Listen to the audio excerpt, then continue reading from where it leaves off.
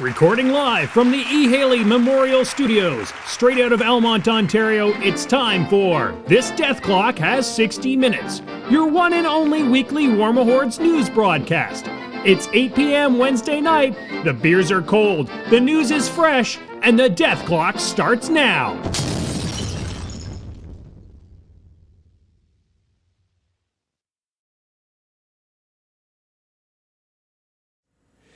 Good evening, everybody. It actually is Wednesday night. It actually is 8 o'clock. It is. And I'm going to start this death clock. All right, let's do it. Just a beep. The imaginary death clock that doesn't actually exist. Well, ladies and gentlemen, it feels like it's been... God, it feels like it's been a month since I've been on the cast. How long has it been? It's been like 2 weeks. 2 weeks. Because we canceled the cast. Yeah. It's been 2 weeks. Right. But before we just get into rambling incoherently about nothing...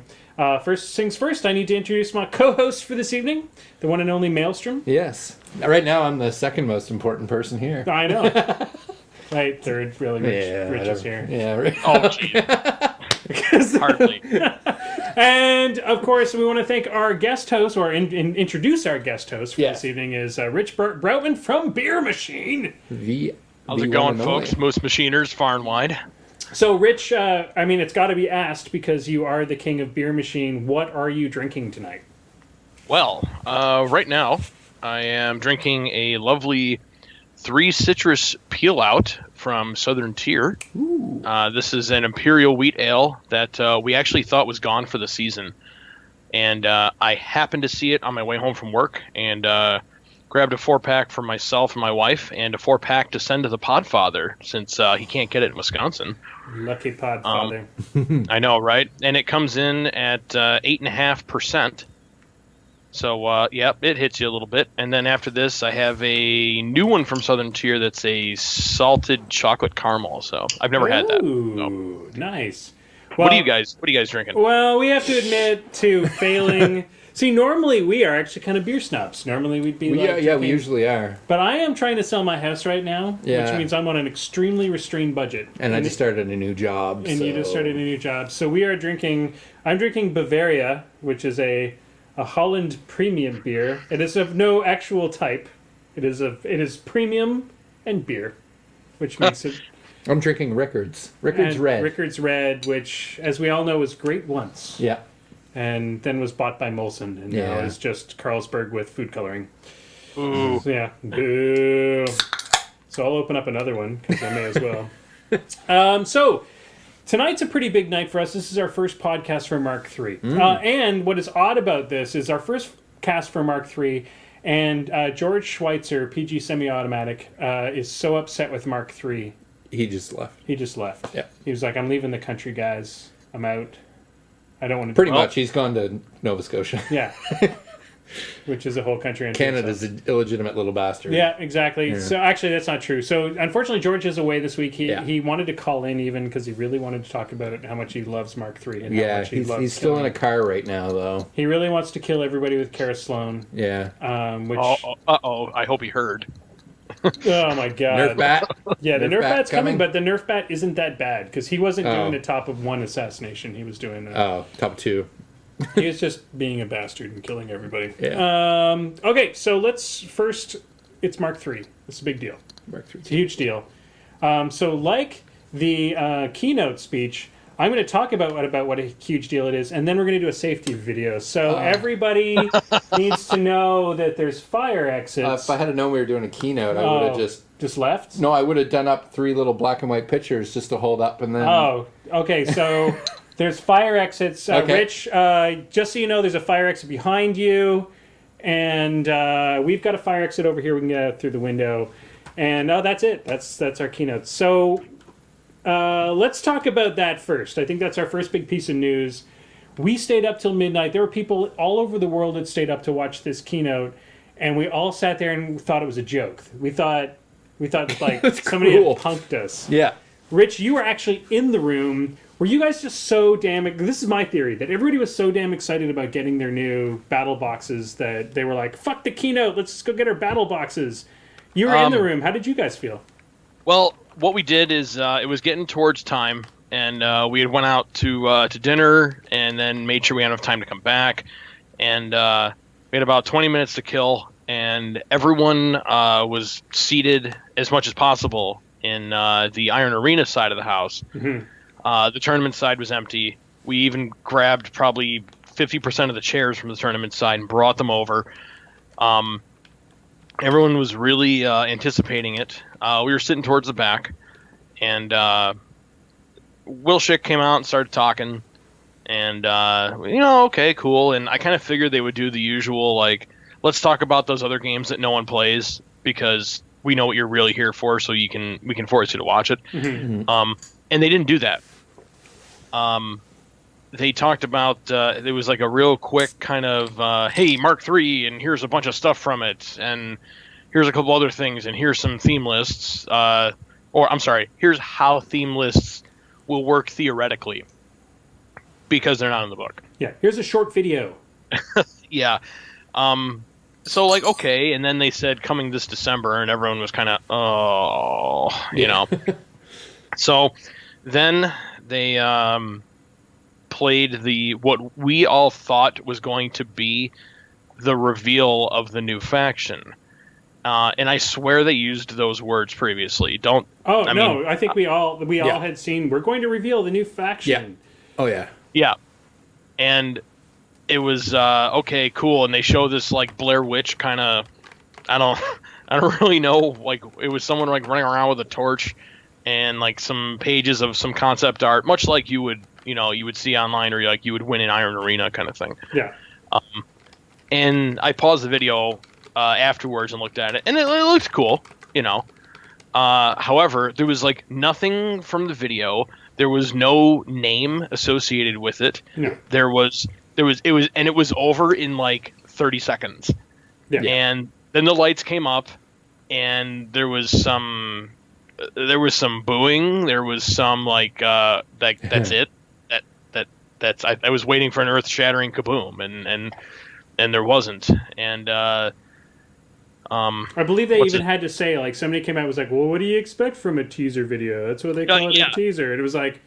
and everyone kind of was thinking, well, we thought we weren't getting a teaser, Yeah. And then they launched into their system for picking up your stuff that you had ordered, which, don't get me wrong, was handled somewhat well. I only had to wait 45 minutes, which is awesome pretty for a convention. Decent. Yeah. And I was 3/4 of the way to the back of my group section. So it was pretty good.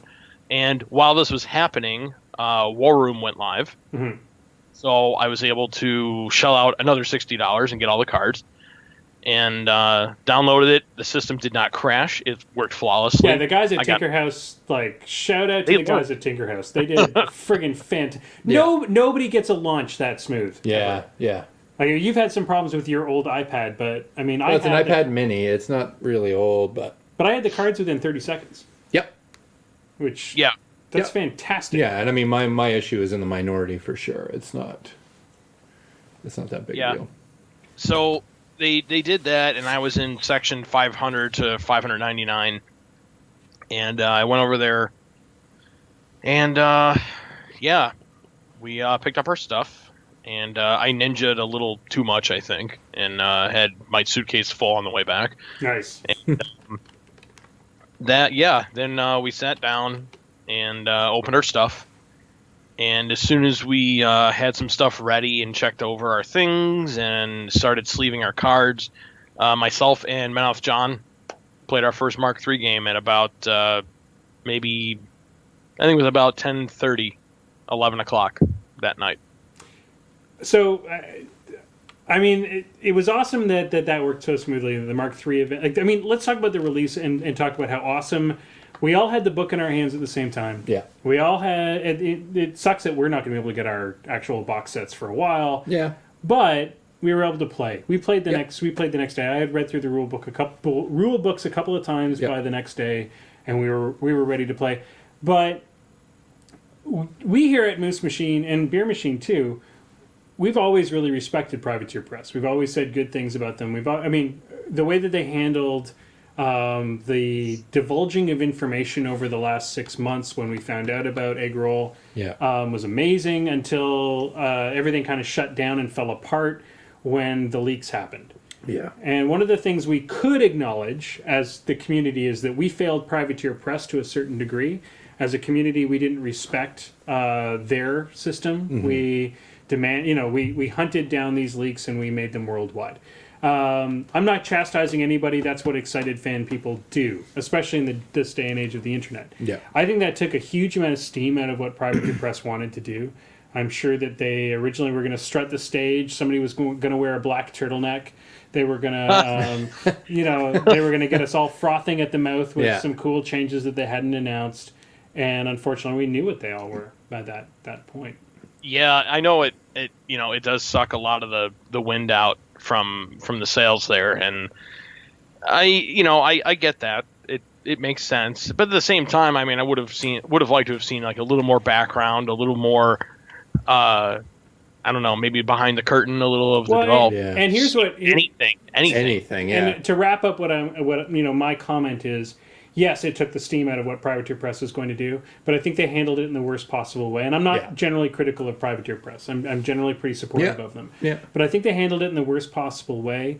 I think they had the biggest online audience they've ever had on their channel. Yeah. They had a huge audience at Lock and Load. I think they had about 4,000 people watching around the world. Yeah.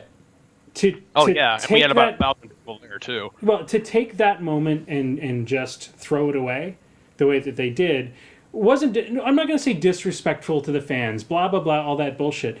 It was the worst drop of the ball for a marketing opportunity that I've ever seen. Yeah. And I'm not critical of their decision to do that.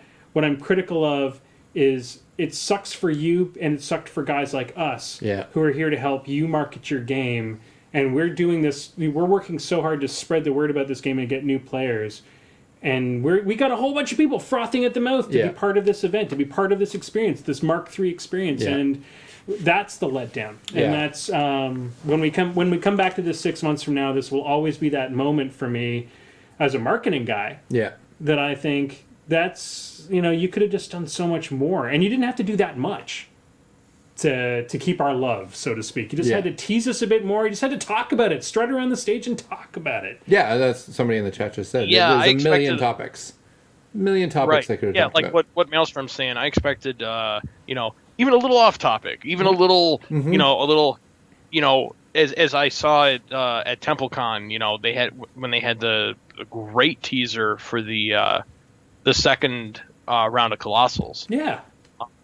That was like, screaming and everyone's freaking out and it was amazing. And I even though I had to sit through things like the Undercity and other games I won't play. I mean, I'm not saying they're bad. I won't. Yeah.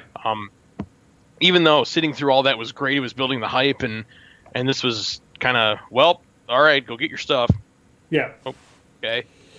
So let's move on from this because I think we can all agree we're a little upset, and it's the first time I've really felt upset about something. I think I kind of not stormed out of your place, but I was like, okay, well, I'm going to bed. Yeah, and as somebody who's still fairly new to the game, like I've only been playing a year, this was a huge kind of thing for me. Yeah, you were. And it was my first keynote. Yeah, it's my first keynote. I've never seen Privateer Press do a keynote. Now I never want to see them do one ever again, honestly. So Privateer Press, if you're listening, we know you're not, but if you are, at some point down the road, come road, talk to us. We happen to be marketing guys. This is what we do. Yeah, we can help you. We would do it for free just to be part of things. But let's leave all that aside because nobody's going to listen to us. Nerfs have already hit the pipeline. Yeah. Oh boy. There were a few in the cards already. That's bound to happen. There were a few changes that came, but we also knew what we had seen were leaked cards. We knew there were going to be some changes between the leaked cards and the new cards. But it sounds like Kara Sloan already got whacked over the head a little bit. Basically, they took away her ability to run all of her bots up, shoot, and because you're not supposed to be able to run and shoot, so they took that away. We don't need to go into great depth about how horrible the whole Kara Sloan feat is with a whole bunch of little ninjas. You've beaten Kara in 2.9. Rich, how do you feel about the whole Kara Sloan debacle? Well, we were talking about it there, actually, and doing the math, and you can really get into it. Like, geometrically, how far can this actually happen, and how many hunters can actually hit her, and whatnot. And of course, this is all in a vacuum, and you're pretending your table is exactly 48 inches by 48 inches, and we all know a lot of times, you sit down and your table's 49. Mhm. So we talked about that, and yeah, it's bad for a noob, who doesn't understand this is happening. Experienced players this will happen one time, and then that'll be it. And the very experienced players will not even fall for it, and it won't happen. Well, I think people aren't even going to drop Kara into an experienced player unless it's just a horrible matchup where you're going to you've got the terrain advantage. Yeah. You've got just somebody that just can't handle a gun line. You might still drop it, but now people are calling it a nerf.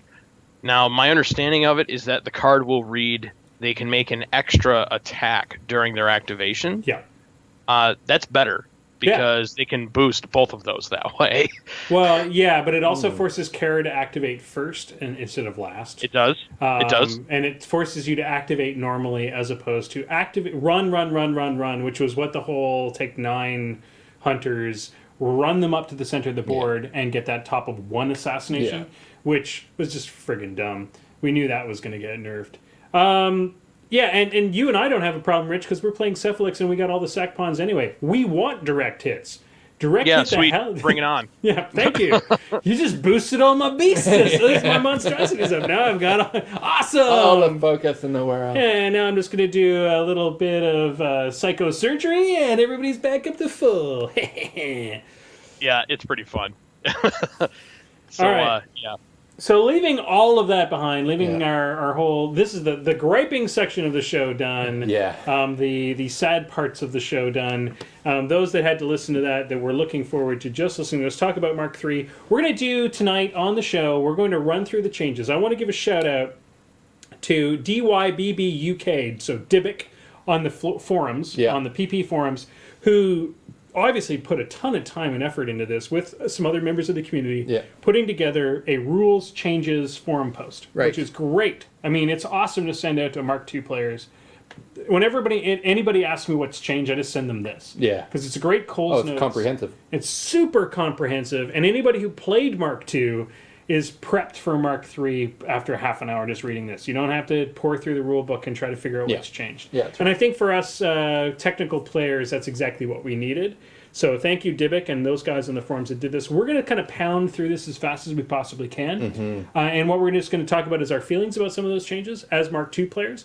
And as we go on in the future, we'll start doing new focus segments on as time goes on. We'll do new focus changes on how the rules actually work from now on. Because we had dropped the focus. Well, because Mark III was coming. So this is the last. Think of this as the last real Mark II podcast, because we're now going to be talking Mark II to Mark III. Yeah. So what I'm going to do is I'm just going to pass this off between Rich and Maelstrom. You guys can talk about these things as we bust them out, and I'll read the rule, and you guys can talk about them a bit, and I might comment because I can't shut my own trap.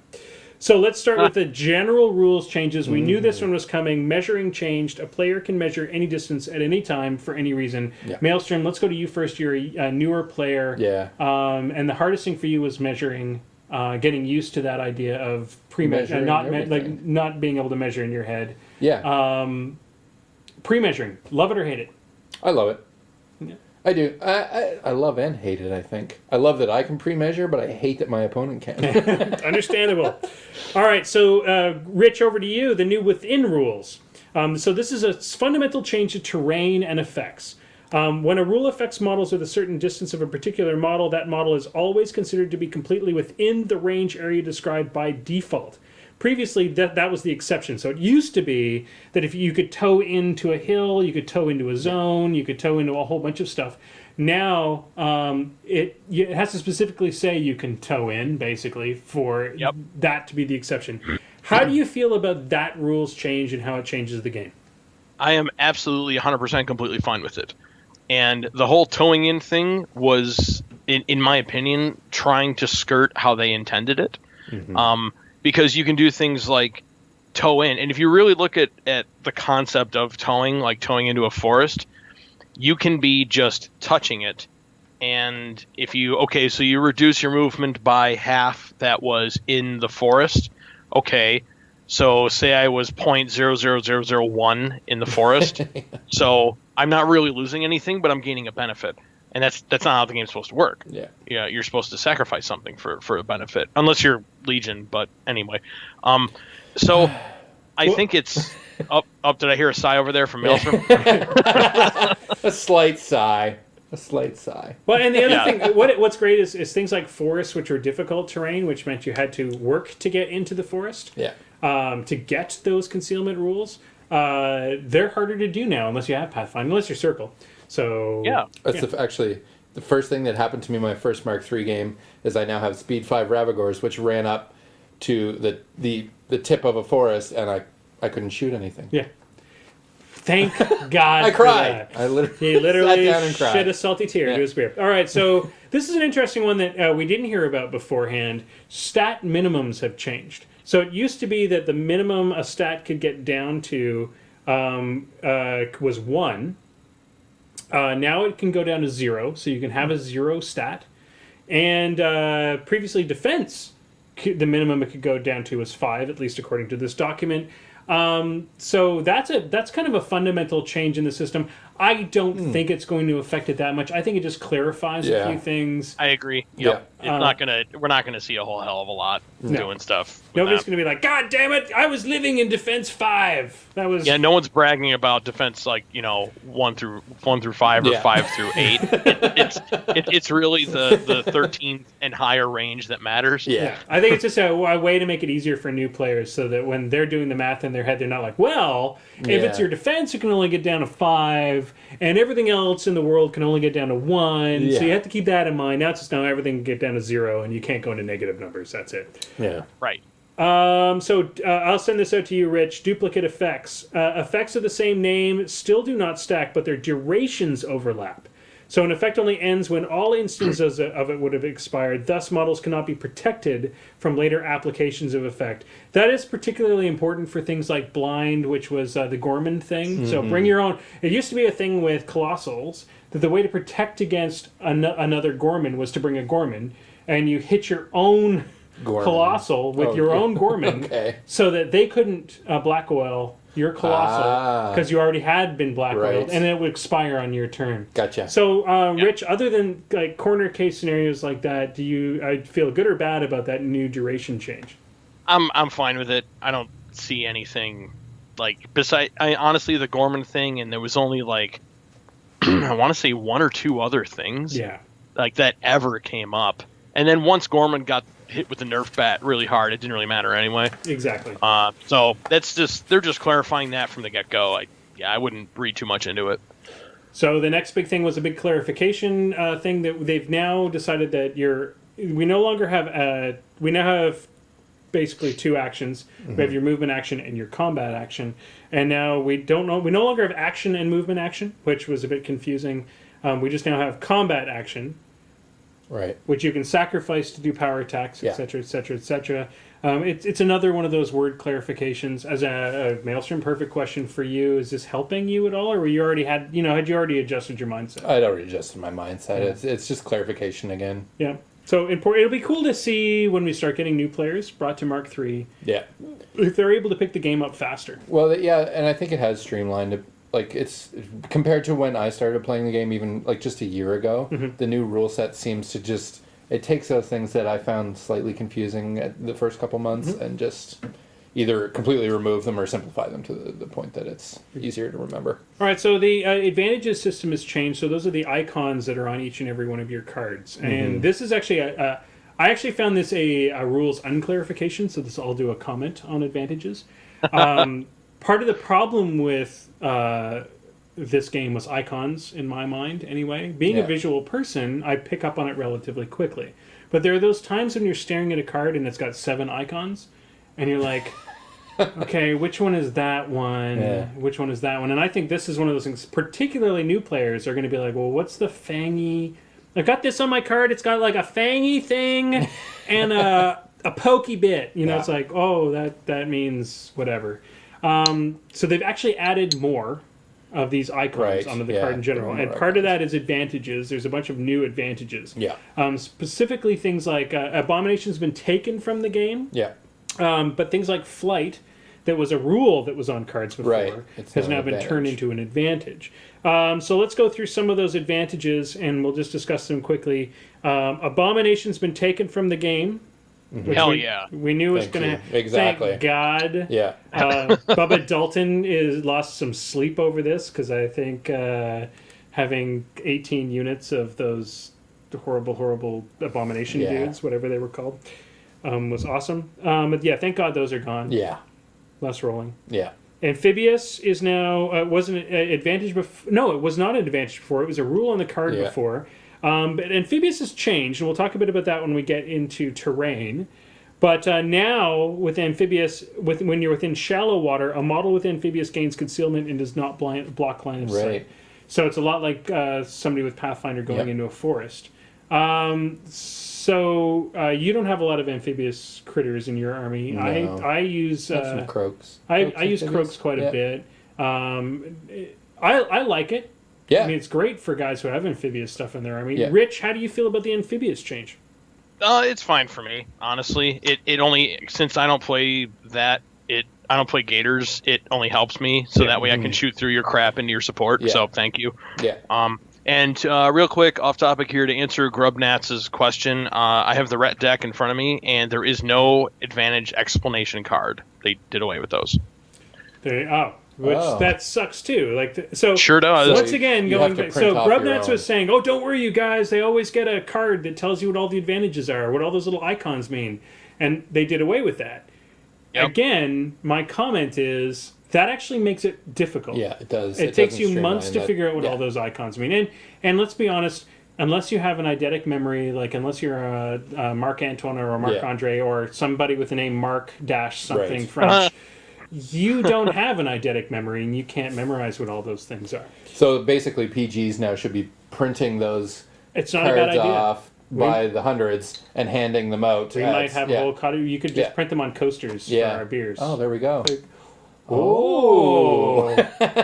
All right. So we have a new cottage industry. So now we've been trying to figure out how not to compete with by making our own tokens. Yeah. We're just going to make awesome Make coasters. awesome coasters instead. Yeah, that sounds good. Yep. All right. So amphibious assault. This is a big change. Assault Yeah. has been discussed a lot on the forums. Assault is now an advantage. So it shows up as an icon on your cards. It's the little like flaming arrowy thing. If Yes. you're going to describe it, it goes up And to the, to the right. right. So the Got a little starburst in the yeah, bottom. starburst on the it looks like Yeah. so that is assault. Yeah. Assault was a rule on several different units, but Yeah. now it's actually on a lot of units. Yeah, it's all and over it the place. basically allows you to give you a quick noob description. It allows you to charge. You get to do a ranged attack at the during your charge phase, which is at the end of your charge, and then you get to do your regular melee attack if your charge is successful and you haven't killed your target. So the actual rule reads as, Assault is now an advantage, not a special rule. Assault no longer explicitly ignores the target in melee modifier, but all attacks, including assault shots, ignore it if the attacking model is in melee with the target. So an assault shot into a melee from a failed charge no longer ignores the bonus def. So that Right. means if you fail your charge, you still get your assault, but if you're Right. not in melee with your You're target, going to pay the Yeah. penalty, you bitch. pay the penalty. Yeah. So they made assault a little less ridiculous. Yeah. Because they used to let us ignore that. And assault's always been one of those things that just pops up everywhere. People always got confused with assault. They clarified it a little bit. Yeah. And it's just a little bit simpler, and it shows up in a lot more models, which is super exciting. Yeah. Yeah, like Dawnguard and Victors have it now, which I am avidly painting here. Like, I need to get them done so I can run them with Ossian, and then just it's going to be very bad for people. We'll just say that. Woohoo! Cavalry. They simplified the shit out of cavalry. Did they ever? Well, now you don't have light cavalry, heavy cavalry. Right, You have just cav. cavalry that gets a 3-inch place, and you have a cavalry that gets 5-inch place. It's Yeah. basically at the end of their action. Cavalry is now an advantage, not a type line rule. There's no more light cavalry, and we'll talk a bit about that when we get down. There's some major changes to cavalry, and it's pretty important.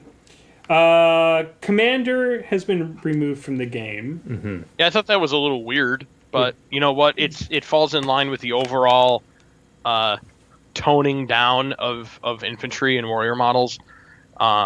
So that was strictly something to make warrior models better. Yeah. And they got rid of it as they're getting rid of a lot of things to make warrior models worse and make this game less infantry machine and more stompy robots. Yeah. So makes sense.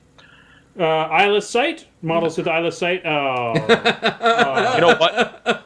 Fuck yeah. That's all I gotta say. In fact, I need another beer just for that. Yeah. My therapist has been making so much money. Yeah, it's pretty sad that you had to pay a therapist to help you out of your Legion issues. But No, you know what? In all honesty, it makes 100% sense, and it was needed. well, we all knew it was coming. Yes. I mean, we wanted to see eyeless sight nerfed in Yeah. the last Yeah. nerf document. That being, I enjoyed the hell out of my last Mark II game. I'm for sure that you did. specific reason. I'm sure you did. But I mean, and okay, so to confess all, Yeah. both Rich and I are Cephalix players who have Yeah. a large amount Yes. of eyeless sight. Yep. So Yes. for us, we got nerfed as well. Yep. But we weren't so reliant on eyeless It's sight. not your whole faction. It wasn't our entire faction Yeah. being just, hey, let's ignore every bit of Everything. terrain ever so that it didn't matter. Especially as a circle player, my second faction is Circle. Sorry if anybody doesn't know that. But it sucked for Circle because they had all this Pathfinder, which meant forests were awesome for me Yeah. until I dealt with Legion. Yeah. And then you would just ignore it and kill me anyway. Yeah. And it, Holy shit, this beer is amazing. Sorry. hold on. Do we not need to pause. apologize. We need to pause right Yeah. now because Rich needs to tell us what he's drinking and Yeah. give us some Okay. notes. This is Southern Tier's the Blackwater series, which is what they do their stronger stuff, like Warlock and Pumpkin and stuff like that. This is Salted Caramel Imperial Stout brewed with Himalayan pink sea salt, caramelized sugar, and natural flavor. This comes in at 10%. Wow. You, This like, is as soon as you drink that, don't you immediately grow like a hipster beard, buy a pair of those tight jeans? And a man no, bun. that's actually the other guy, Adam, my co-host. He's already doing that. So the man don't bun worry just about that. appears on your head. But this is holy shit good. Menoff John just came. I think I figured we should We should probably make announce that. popular. That was important. Yeah, bring that up. So bringing that back because that sounds like an amazing beer, and I That wish does we had sound that really other than our amazing, shitty actually. Bavaria / Rickards. Oh. Well, we do have one Fax Premium. What is that? Somebody bought that for me as a joke. God, the worst beer in the unit. That is a Yeah. cheap beer worldwide. Yeah. That isn't just a Well, cheap beer here in Canada. Yeah, somebody bought this for me as a joke. Oh, so you're gonna drink it? Good. Oh, I'm gonna shotgun it. Oh, nice.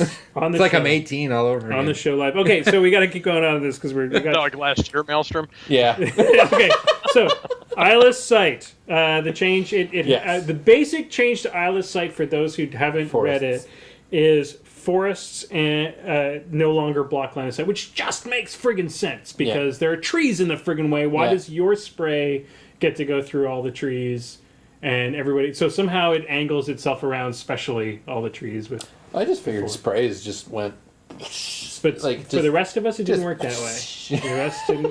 The rest of us didn't get that advantage. Well, So eyeless sight's changed, light makes right. and a few I can't say that. Legion players are sad about that. And, but I think we can all agree that. But was we a needed ignore change. blinds now. You do ignore blind. You do get Yeah, that which advantage. makes sense because we don't have eyes. You basically nulled a couple of feats by getting. Yes. Who is it that has the blind feet? Anybody remember? off the top of their- Morgul. Morgul, yeah. And that's why we have Rich on the show because he actually knows things and stuff. I pretend. So do we. Hey, all together, we'll figure it out. All right, so Fearless has been removed from the game because Thank God. things like Abomination have been removed from the game. We no longer have to make fear checks. Yeah. which was Super annoying. Let's be honest, we were kind of ignoring it anyway. Yeah. It's like, oh, I have to make a fear check. forgot half Never the mind, time. Whatever. We've already talked about that. Nobody feels bad about losing that whole mechanic from the game, right?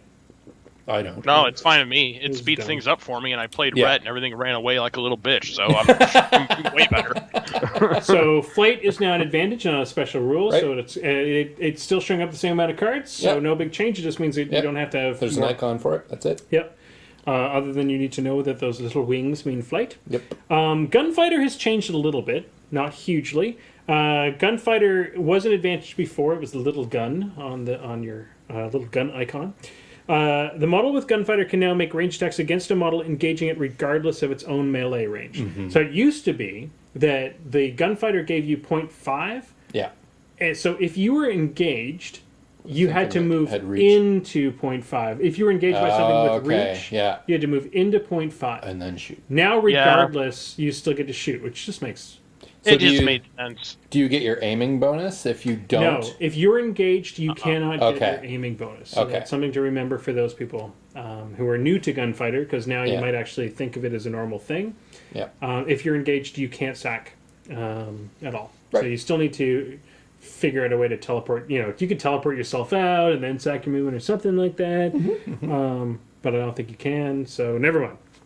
But Gunfighter's changed for the better. It's actually really great now for guys who play E-King. Incorporeal. A model cannot make free strikes while incorporeal. Incorporeal models are immune to continuous effects and non-magical damage and cannot be moved by a push, slam, or throw. If you go back into our old podcasts about 3 months ago, there was a long chain of forum posts dealing with a rules interaction with incorporeal, and this change to this and this change to this status, this ability, just clarifies most of that. Anybody got any negative opinions or positive opinions about that change? I'm happy about this. Yeah, I like it. Yeah.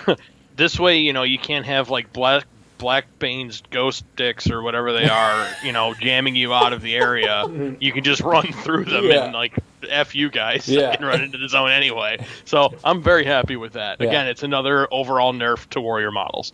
Yeah, it's a good solid change because it's taken away a huge amount of confusion. Honestly, it was like 4 months in the forums that they were trying to deal with because What a shit show that Yeah. was. they It really errated was. one thing that led to a cascade of issues throughout the game as people discovered new bizarre interactions. And the worst part about it is nobody was going to use those interactions in the game 90% of the time. Yeah. It was just like, Oh, yeah, well, yeah. they'd come up, All 1 in right. 10. Soulless is now an advantage, not a special rule. That's not a big Sure. deal. It looks like a ninja star. It's weird. It's a weird icon. Yeah, I don't know where they got that icon from. Again, it's going to be one of those ones that people will be like, So, I think yeah. every time you see that card the first time, what's the ninja star thing? Does that mean I have ninja stars? Yep. So, yeah, that's always the problem with turning things into an icon. Makes you a ninja. Yeah, it turns you into a ninja. Standard bearer is now a special rule and not an advantage, which is interesting. So now, I believe being a standard bearer just gives your commanding officer, your officer model, Yeah. +2 range on their Their command range, yeah. command range. Yep. Simple, straightforward. That's it. They don't confer any special abilities like they used to, unless it's on their card. But that is the basic thing for standard bearers. Yes. Yep, it's just another one of those remove text off the back of the card, so Yep. we can put other shit there So we instead. can put Yeah. more crap on it, which must Yep. have been. Think about that problem with that. Like, well, shit, we gotta put the standard bearer thing on, so we can't give them any other powers because we're out of room. This beer smells fucking amazing. I'm sorry. My Bavaria smells like skunky ass. So moving right along, Terror has been smell removed from the game, which we Yeah. knew was happening because of Yeah. Abomination. Tough. We all know the tough change that was announced a few months ago. That now you lose tough when you get knocked down. I love the tough change. Yeah, fuck you. Fuck you.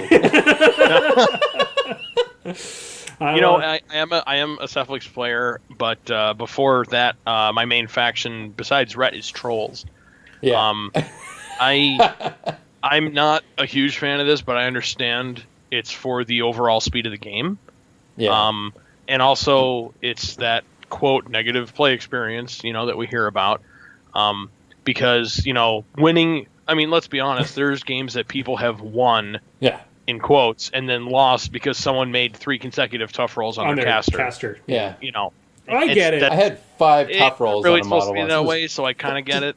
But, it's still a little sad. I get it. It just I failed. So I mean, as I said last week, a few weeks ago when Marc Andre was on, the one thing that is really cool about this new tough interaction is that it forces your opponent to make that second choice. Yes. And it forces their hands fully because so this is what happens.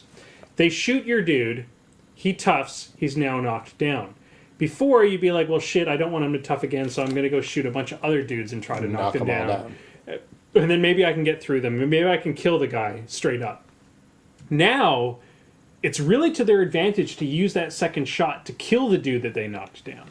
Yeah. So, from a cannon fodder standpoint, it's a lot easier for me to press with drudges than it used to be, because people definitely will take both shots on the drudge, if that makes sense. Yeah. They'll shoot him once, knock him down, and then they're most Easy likely hit. they're going to be like, Yeah. "Oh, I gotta kill him now." Yeah. Which means they killed one drudge instead of possibly killing, spreading it out. Yeah. All right. So, anyways, I'm going to leave that aside. We're going to go into the additional model rules, which that's where things start to get complicated. So let's talk about the Jack Marshall changes. This was discussed in the forum. We have a whole cast about it.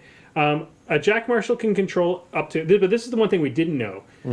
They now only get to control one friendly Jack. Right. And Yeah, although at the same time, who is Jack marshalling more than one Jack? true that. Yeah.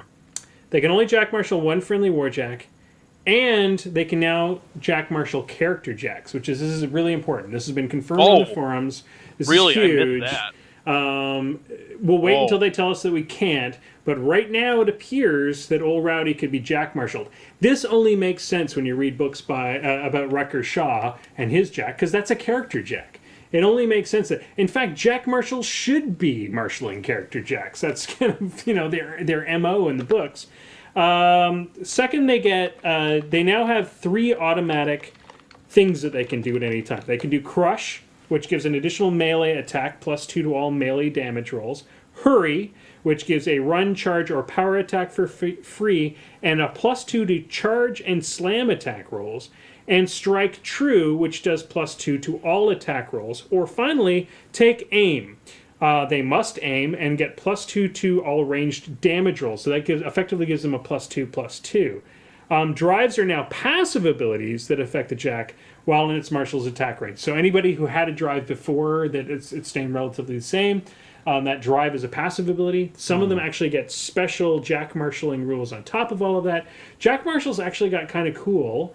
And let's we'll go to Rich. Yeah, because I don't. You don't play a War Machine faction so that much. Rich, do you think we'll see more? Do you think this is enough of a change that we'll see more Jack Marshalls in the game? Yep, we will. Speaking of Jack Marshalls, I'm a little bitter that they took Jack Marshall away from Dawn Guard Sentinels and Retribution. Specifically, the commander had the drive Pronto, which I get it. It was borderline broken. You could pass a command check, make a full advance with a Banshee, finish the unit, then the Banshee goes, also makes a full advance, and then shoots 12 inches with a slam gun. So I get it. It sounds broken. Yeah, a little bit. So I think this will cause you to get. You'll see a little bit more. I was making a list on the airplane, actually, back from Lock and Load, and I was Jack marshalling a Banshee to an Artificer, and ultimately had to not do that because I didn't have the points. But I don't know, it's like a Jack Marshall plus like a 20% bonus with this, like, +2 to damage rolls or +2 to attack rolls. I think it'll help. Well, the good news is this is another one of those things that I think we're going to have to wait 6 or 7 months for it to shake out. Yes. Let's see what the top tier players do with this new Jack Marshall rule, because I think there's going to be some really cool interactions, particularly with character Jacks. Mm-hmm. Particularly with things that get free focus, like a free focus mechanic, like Strange Ways or being in a Nemo group, or there's a variety of free focus mechanics out there. Or Stormclads. Just because I can remember my Signar free focus, but I don't know everybody else's. It'll be interesting to see how that shakes out, and it'll be interesting to see how the top tier players take advantage of it, particularly with character Jacks. Super, super exciting. Battle engines, the serviceable rule has been removed, so battle engines now have damage removed normally based on whether they're constructs, living, or undead. Yep. Pretty simple change. Just makes I think they needed to make battle engines better overall and more usable overall. Yeah. And this is because now I'm taking this guy. Yeah, because now you can fix them. Yeah. Yeah. So we're going to get into the cavalry rules, and this is where stuff gets a little messed up. We talked about this a little bit. Cavalry gain boosted charge attack rolls rather than a +2 to hit. All cavalry can make additional initial attacks with their mounts if they do not charge. Mount attacks are no longer unboostable except while making impact attacks. If a model is in melee with its charged target, when it makes an impact attack, it ends its movement and turns to face the target directly before making the attack, and so it will not continue moving if its target dies. And they got rid of tall in the saddle and ride by attacks. So, as far as my understanding, and this comes from Trevi the Great, if you haven't, Trevi the Great did an awesome breakdown video of how the new cavalry rules work. Trevi's a great friend of the podcast. Go to his site, watch The Way of the Swan. He does a great breakdown about how cavalry move, and it's very like finite and gives every little bit. Take the time to watch that if you have cavalry and you're going to use them. But what this basically changes is we used to have this problem where doing a impact attack actually was harmful to you. You often didn't want to do them because if you killed your opponent, you were done. Yeah. So your impact attack could effectively end your turn. Yeah. This gets rid of that interaction. This allows you to do your impact attack, kill the model that you were charging, and still be able to do the right... So it used to be your activation ended. It makes sense. Yeah, it makes sense. It just kind of sucked before. All right, so the ranking officer rule cannot be attached to a mercenary minion unit that is partisan to its faction. I don't know, really. It's like if you bring like Valchev with a Merc unit, they become a Khador unit. Right. But if it's like Kayazi, they're actually I think it's Kayazi. I don't play Khador, but Kayazi are now actually Khador partisans, so they're already a Khador unit. So you can't slap Valchev on there to get the extra bonuses like AD or whatever the hell else you gave them. Just solve some interaction designs. Hashtag same design thing with phase. right. Same thing with Signar. Same thing with Protector Nemenoth. I think that's it. Yeah, because Retribution doesn't have that. Yeah, it was the problem with we'll talk about that when we get into the Merc stuff. But the biggest problem with attaching the dude from Signar was that then they became trencher units, which gave them a whole bunch of other benefits. Which meant the design space was limited because every time they designed any trencher benefit, they had to think about that any Merc unit suddenly becoming a trencher, basically. All right, so weapon stats. We talked about this in past podcasts, but the biggest change is range is now defined on the weapon. So 0.5 to 2 to 4 inches, which is cool. Most jacks now most medium and large base jacks have a 1 inch range on their weapons. Same with War Beasts. Same with War Beasts. Super good change. I don't think we have anything to complain about, right? Nope. No complaints. Right. Just remembering to look at that range. Absolutely. It's so ingrained in your head that you're... Yeah. So Mark II players, remember to check your card. Yep. It's going to be a big thing to remember it later because we're going to be engaging a lot. Rate of fire has changed. That designates the initial attacks, not what you have to buy. Buy, right. Yep. I like that. Which also makes sense. Yeah. You know. Yeah. That was one of those things that with new players and to go back it says to my rate of fire is 3. Why do I have 3 to buy? shots. Yeah. So weapon qualities. Blessed now is a weapon quality, not a special rule. It does the same thing, but it's now a weapon quality. So is Blessed... Another one of those icons. Those are the icons with like the 4 little stars. Again, this is that. That's magical. Okay, magical. Yeah, right. this is dumb. They took the icon that looked somewhat like magical weapon and made that blessed. Yeah. And then they took something that looks like the Pittsburgh Steelers logo and made that magic. Yeah. All that did was confuse the hell out of people, but whatever. Totally did. And this is one of those things we're going to be discussing long term is trying to remember what all those friggin' icons mean. Yeah. And taking away that icon card was really dumb, but it may have opened up an entire new business. Business opportunities. All right, so chain weapon is now. Is that anything like design space? Anyway. Hashtag business opportunities. Chain weapon is now weapon quality. Chain weapon is something that I love. Yeah. Nice. But it's another thing. This is taking shit off the card. Critical disruption is now a weapon quality, not a special rule. We'll talk a bit about disruption has changed as well. Yeah. We'll talk about a bit about that later. Damage type magical has been simplified. That this is now weapon quality, and they don't call it a magical weapon anymore. It's a type. So if something needs to be hit by a magical weapon or magic, it's still complicated as shit. Yeah. It's, like, it's still one of those things that gets discussed on the forums every day. You're going to have to look it up. I'm incorporeal and I was hit by a spell, but it doesn't say has a magical weapon quality. Is it still magical? Yes, it's a It's spell. a fucking spell. But Magic. yeah. Anyway, we'll wax philosophical on that. Reach rule has been replaced by the printed weapon range. Yeah. Right. All right. So Breathe deep. yeah, we're trying to get through all of these tonight. Yeah, let's go. Or just get drunk. One of the other. One of the other. No, we're getting there. We're working on it. So encounter levels. This is interesting because I don't think anybody actually paid attention to it before. You used to only be allowed to have one missing point in a competitive list. Yep.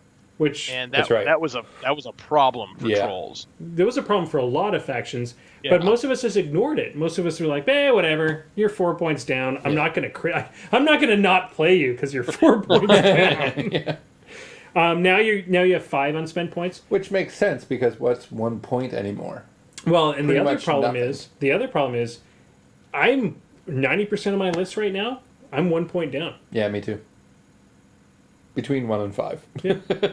It's really hard with because we're still trying to build our old lists. It's really hard to fill those points out. Yeah. So yeah. All right.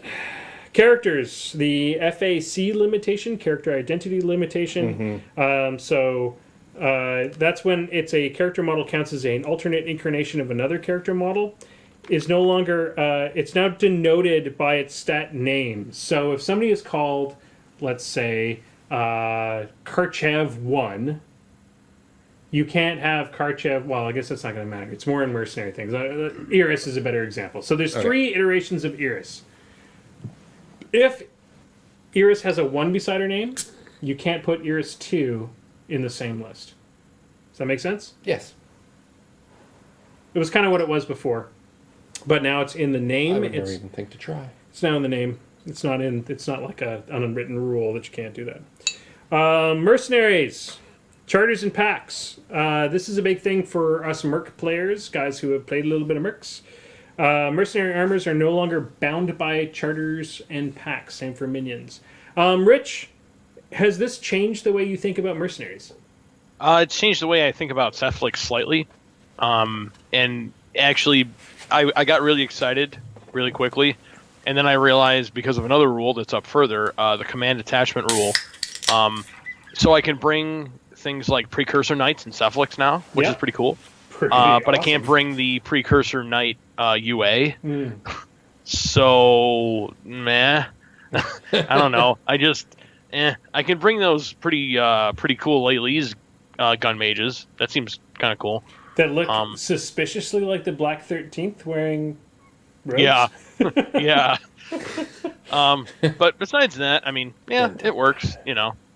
I think Minions and Merc players got the best out of that rule change. Oh, dude, I'm so excited about the new Pirates rules. Can you imagine having like 2 halves of an army that can never play with each other, and then someone just waves their wand and says, "Surprise! You now have like twice as many toys." Damn. You know, that's awesome. Can I imagine? I might be one of those people. Me and Minty, we're like living the dream. So Partisan. The Partisan is a kind of... It was around before to a certain degree. The Partisan rule basically is the new thing that allows your Merc stuff to become friendly faction. Yep. That's it. So if you have the Partisan rule, what that means is you are now friendly faction if you're playing with a faction. So if you're Partisan Signar, there's Acosta... there's a couple other models in the Merc and Minion thing that are Partisan Signar. It's a great example. You are now a Signar model, so when somebody casts a friendly spell, it'll work on those guys. So I just clarified some rules. No complaints. We'll move right along. Ally type line rule has been replaced with the Partisan. So it used to be Ally, now it's Partisan. And that Partisan has changed the way that some of those other interaction works, as we talked about earlier. Theme forces. Whew, trying to get through all this quickly. Theme force can be led by any warcaster warlock of the forces faction. So you were at Lock and Load, Rich. You got to kind of talk to some people about this when the announcement came out. How do you feel about the way the new factions, theme forces work? I'm gonna be brutally honest with you. The audio in the room was terrible. I basically got the gist of, hey, we're not going to say you can't do certain things in a theme force. We're going to say you can do more of other things, and then you get some type of advantage. And it'll come out in December. That's all I took away from it. Again, December. Dun, dun, dun. Yeah. So long. Unless you play Cephalix, in which case you already have your theme force. Well, hopefully But- we'll get another one. That's what I'm hoping for. Cephalix gets 2 theme forces. Now- Everybody else has to wait. now you get- and die to Cephalix. If you take nothing but monstrosities, you get 5 free monstrosities. so the biggest thing about the changes in the theme force are that it's all inclusive. So you don't have to do. It used to be tier benefits, so you had to get number 1 to get number 2. You had to get number 2 to get number 3. Oh yeah, this is just here you go. Now it says here you go. As long as you do these things, so it's defined. Like the Cephalix list is a perfect example. If we take 30 points of drudges, we now get a free unit of overlords. We can choose one of our drudge slaver units to get ambush.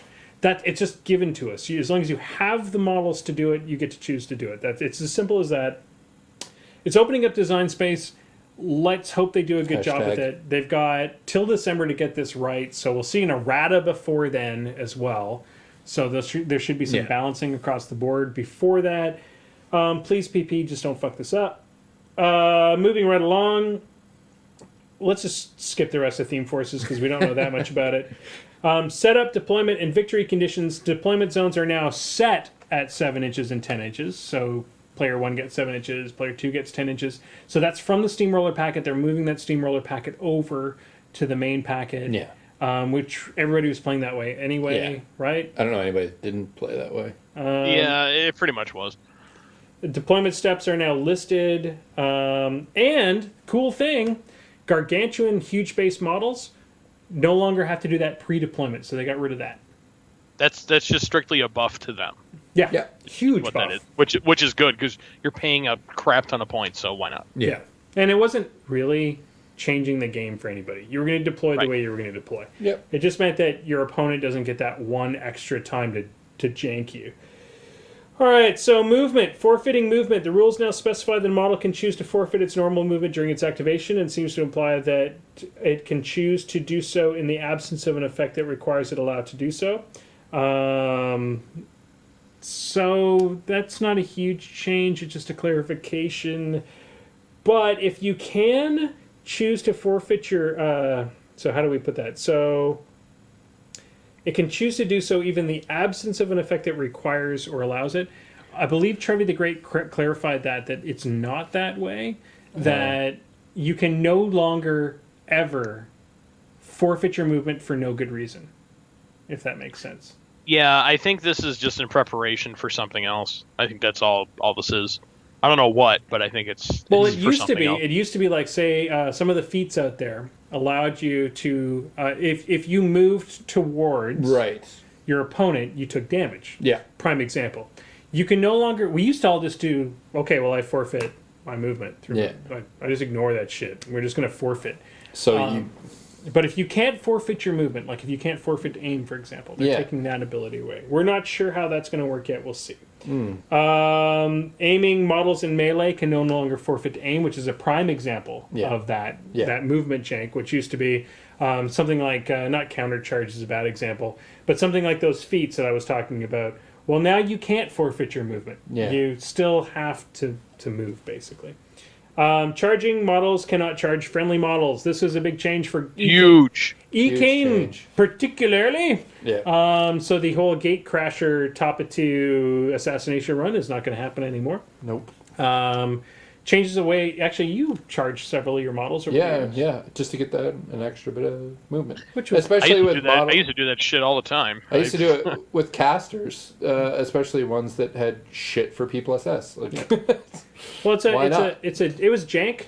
Glad Yeah. it's gone. yeah. End of activation movement. If 2 or more effects would allow a model to move at the end of their activation, you don't get both of them. You get to choose one or the other. So most of the time you'll choose the longer one. Again, jank, or is that stank? What do you think, guys? Jank I'm or gonna go with stank? it was jank. I'm gonna go with I like Jank. that. We should make that a thing. Jank or Yeah. stank? That should be a thing. It really should. All right, so we'll go into the combat changes. We're almost done. No, we're not. No, we're not. Oh my Yeah, god. this death God. clock is We're like rapidly about running out. halfway. It is. We are at the death clock. So you know what we're gonna have to do? We're just gonna keep going. No, we're gonna have to. We're gonna have to come to an end Oh, for tonight. We've gone through the basic rules, really. I still have beer left. I know, right? So Want to let's hit go, on any like special ones? well, let's go into the Let's- combat. Let's go yeah. into the combat changes, and then you know what we'll do? We'll just Let's run. finish up the combat. We'll finish up the combat changes. So the basic attacks are now normal Just- attacks. So they just changed the names. Yeah. Basic attack, normal attack. Yeah. Clarification issues. Skill checks are that mechanic is gone. Thank God. Well, there was only like 2 damn things in the entire game that did it. One was repair, and the other one was the lightning dudes Yeah. from Signar. So Wasting time. glad that's gone. Automatic hits and misses. An automatic miss now takes precedence over an automatic hit. Yeah, Okay. Yeah, fair.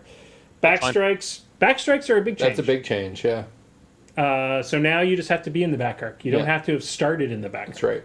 right. So Mark II players, take note.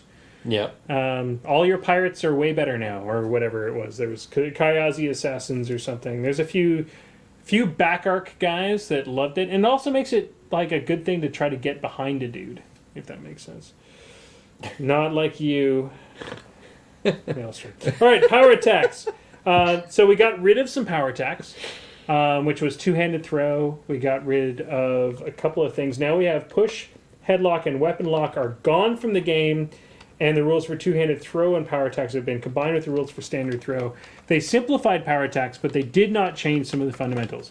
The hardest part about power attacks really was that you had to sacrifice your initial attacks. The rule books did not do a good job of describing this. I think the number one question people have about power attacks now is, do I have to get rid of my initial attacks to do them? Yes, you still do. It's the only thing you can do. It is your basic attack. If you're doing a power attack, it is your basic attack, and then you spend a focus to do it. It's too bad. I think I would have liked to have seen them make it so that you could power attack with your attacks. Does that make sense? No? And... crickets, man, crickets. Crickets. Anyway, they've changed power attacks. Let's send it over to Rich, who's maybe had one too many 8.5 beers. 10. You mean not enough? Not No, I'm just enough. cracking up because Menoth John, shout out in the chat room, said he already copyrighted jankerstank.com. God So, damn God it! damn it! That's all me. God damn it! so I think you guys are a little slow. Shit. You can't do it. I'm We're in the fine. middle of the podcast. We can't be copywriting You can't be websites. copywriting things in the middle of the podcast. All right. So I think push going away, that's fine. That was just Yeah. abused to get your own stuff up the board faster anyway, Yeah, so for sure. whatever. That was jank. Headlock, what? Whatever. No one ever used. Whatever. Headlock. That's weapon stank. lock. Stank. Weapon lock Headlock was is stank. Yeah. yeah. Weapon lock was jank. Only used to counteract things like Rampager. It was only used to counteract movement, Jank, from the other guys that were moving, because you would just weapon lock the dude next to you and hold hands and walk down the field. Well, that's what, against Dak. COC. Yeah. That's- Jank. Yep. All right, I got another shout out. Sarah Jane Chu, all the way from Scotland. Yeah. Requested shout out. So there you go. Yeah. What do we got next here? Power attacks. Yeah, that was basically sweet. it. Oh, and they simplified two-handed throws down to one-handed throws. That's it. You get a bonus, you get an extra die. Yep. Very good. That right there, I'm happy about that. That's a thumbs up. So we need a third. Jank, stank, or bank? Crank? Crank. I don't know. We'll figure that out. Dank, I think, is the millennials. Ah. That's some dank stuff right there. Trample, a model with buckler or shield weapon qualifies now as benefits from the against trample power attacks, the same restrictions as shield wall. Whatever, that's just a clarification. Power attacks and movement restrictions, effects that prevent a model from charging no longer automatically prevented from making a slam or trample power attack. Super interesting. Because now you may want to power attack because you got stuck. You got, like, whatever, rooted, iceberged, whatever. Now you can still trample? Interesting. Yeah. I need more information on that before I decide whether that's just somebody looking at weird Yanking combinations. your chain Yanking my chain! elevation modifiers. So here's actually, let's talk a bit about this, and I think this is where we'll This wrap is- up because I think people misread something. Well, we only have 2 left after this. Okay, well, here's the crazy thing. Yeah.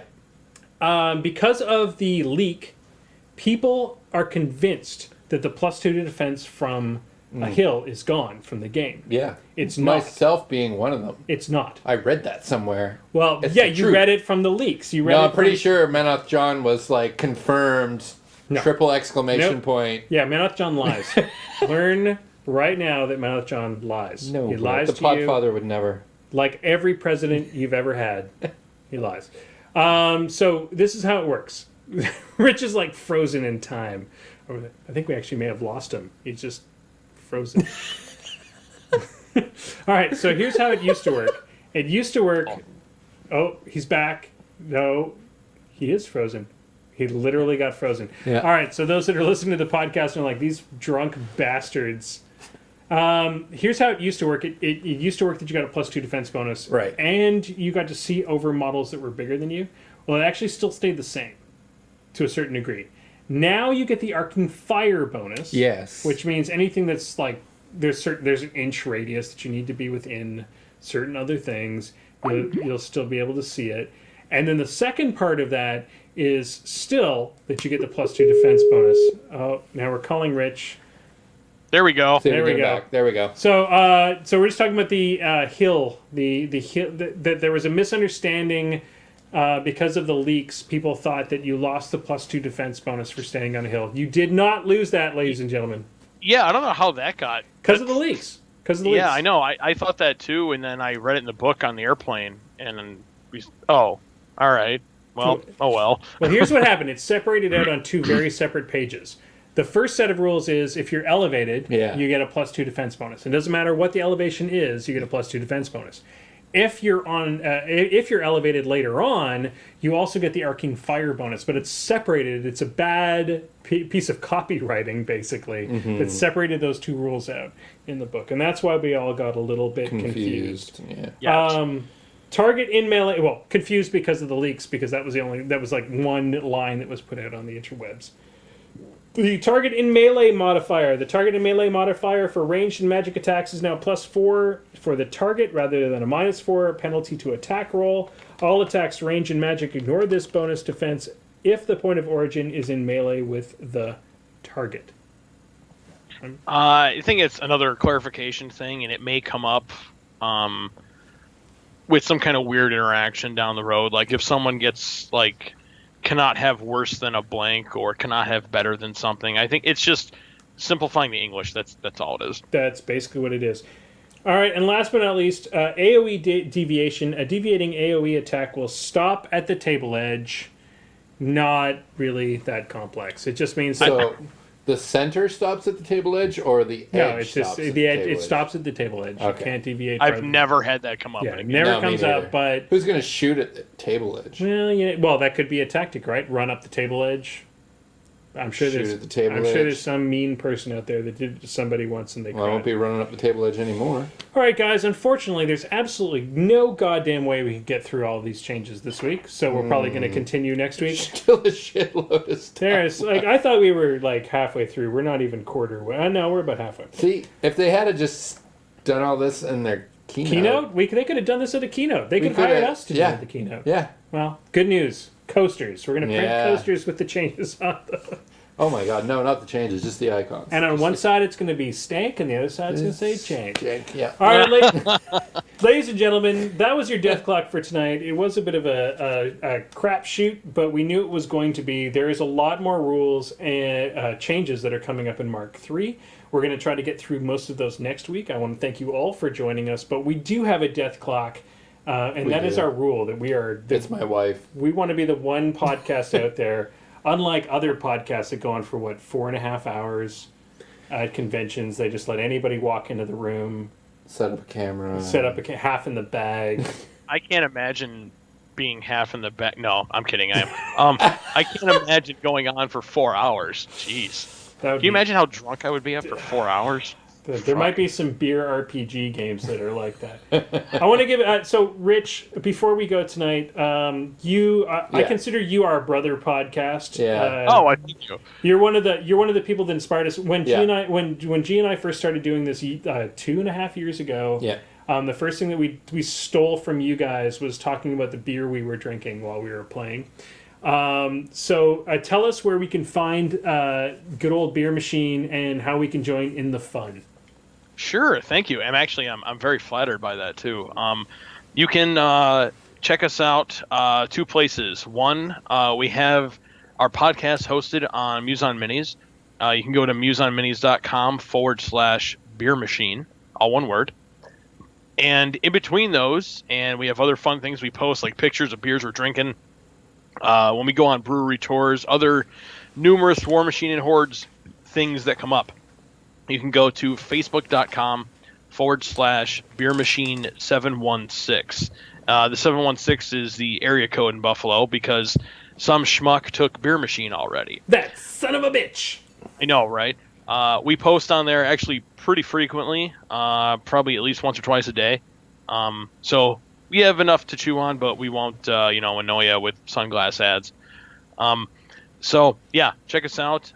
We have coming up next week. We have another RPG episode, and within the next few days, we'll be posting our recording from Lock and Load, where we had Privateer Press sculptor Doug Hamilton on. We also had Adam, and I'm not going to try and pronounce his name, Adam O from Broken Egg Games.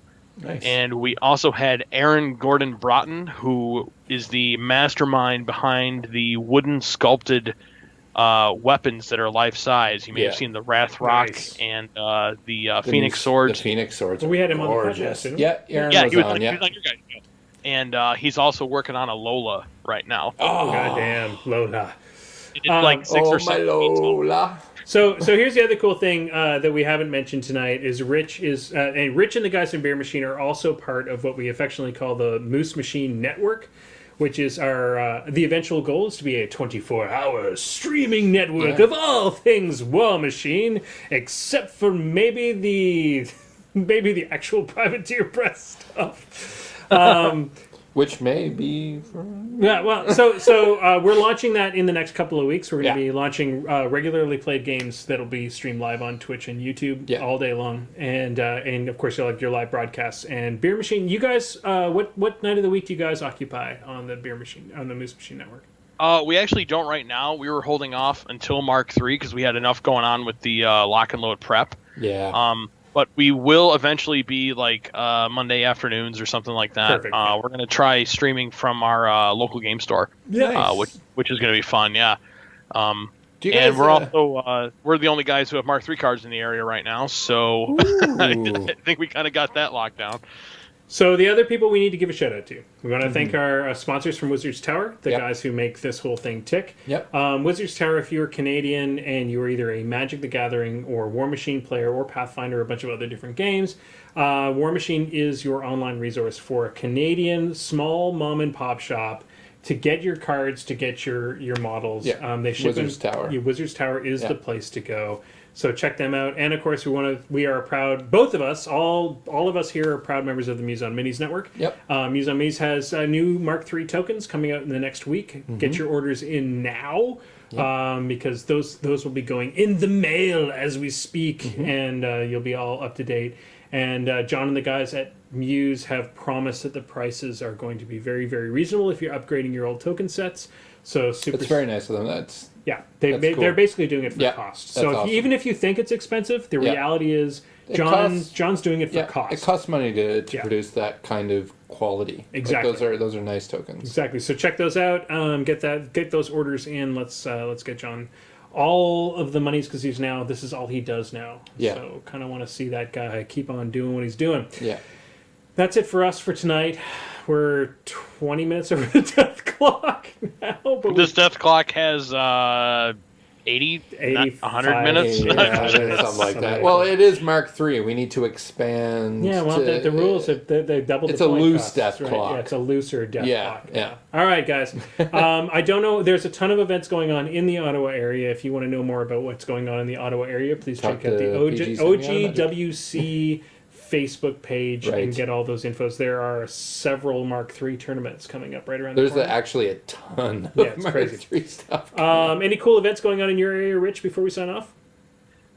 We have in Rochester the crap. I think it's the first week of July. Hang on, I'll have it in just a second here while I'm talking. I believe you're right. It is. I think it's July 9th. We have a War Machine weekend qualifier at Millennium Games in Rochester, which is, if you're familiar with where I am in Buffalo, it's about an hour and change east of us. Millennium Games is an amazing store. Typically, I don't know about this one, but one of their local players, Eric Mac Davis, is a chef, and he caters the events. Oh, goddamn, we're there. Oh, yeah, it makes it worth going anyway, even if you're going to lose. For instance, the first time he brought handmade sausage he made, and the second time was chicken and biscuits with cheesecake brownies after, all handmade. God damn, we're there. There is an actual... Stop talking that sexy talk. There's a small chance that we'll be there. We'll be there. Okay, good. At least some We're of working us. on it. We're working on it. We may be streaming at least live. Yeah. All right, guys. Good. We're going to let you July go. 9th. We're going to let Rich go. We're going to let all of the people in the chat go. Thanks for joining us for another Death Clock, Rich. guys. Thanks, guys. And hit that button, Maelstrom. Dice down! Moosemachine and This Death Clock Has 60 Minutes is a proud part of the Muse on Minis network. Podcasts go online every Thursday morning. You can watch the show live every Wednesday night at 8 p.m. Eastern on Twitch and keep in touch with us on our Facebook page. Just Google Moosemachine. If you can't find us, you're doing the internet wrong.